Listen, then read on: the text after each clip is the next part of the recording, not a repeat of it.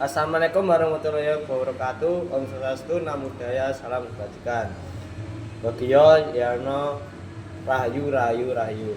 Bapak Kepala Sekolah UPT SMP Negeri 1 Gandusari ingkang satuhu kinurmatan, Bapak-bapak saha ibu-ibu guru ingkang saha kula berkati, adik-adik kelas ingkang kawula tresnani. Puji syukur tansah atur dumateng Allah Subhanahu ingkang sampun ing kanugrahan rahmat serta hidayah dipunika sedaya selamating ing wekdal punika saged kampal meninggal kadhe wijenir ing sambikala.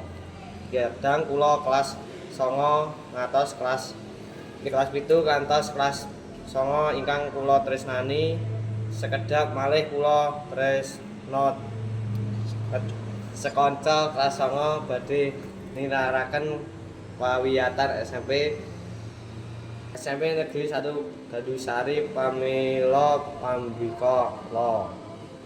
Sedangipun kula sarowengan kaliyan panjenengan sedaya kawulen pelapatan sahe tindak tanduk ingkang kita ramaningi ingkang panggih panjenengan sedaya kawula sekanca nyuwun aguning pangapunten awurta sejatasipun kula papiasatan naraken pawiyatan punika nilaraken adik-adik kelas ingkang sampun kita anggap kados dene sederek pimbak nanging kados purdi malih jer kula panjenengan sedaya namung tilah sawantah boten kewawi mlaki papasaning Gusti ingkang Maha Kuwasa. Adik-adik kula nderek parang papangat dumateng panjenengan sedaya. Makan samadanipun kula saking pawiyatan punika pangajab kula adik-adik sedaya dados siswa-siswi ingkang tansah bendeng miturut dene bapak saha ibu guru lan dados murid ingkang pinter saha kreatif.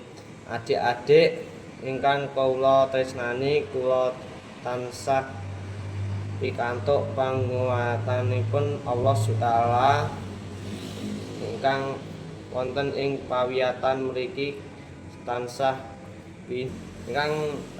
pikantuk panguwatan Allah Taala sematen ingkang kawula nyuwun donga saha pangastu mugi-mugi kula secara saged melangjengaken wonten ing pawiyatan ingkang lajengipun.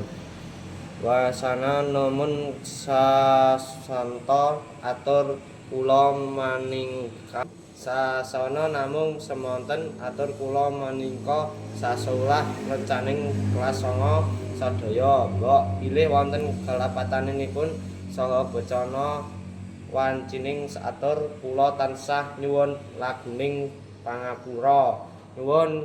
Wassalamualaikum warahmatullahi wabarakatuh.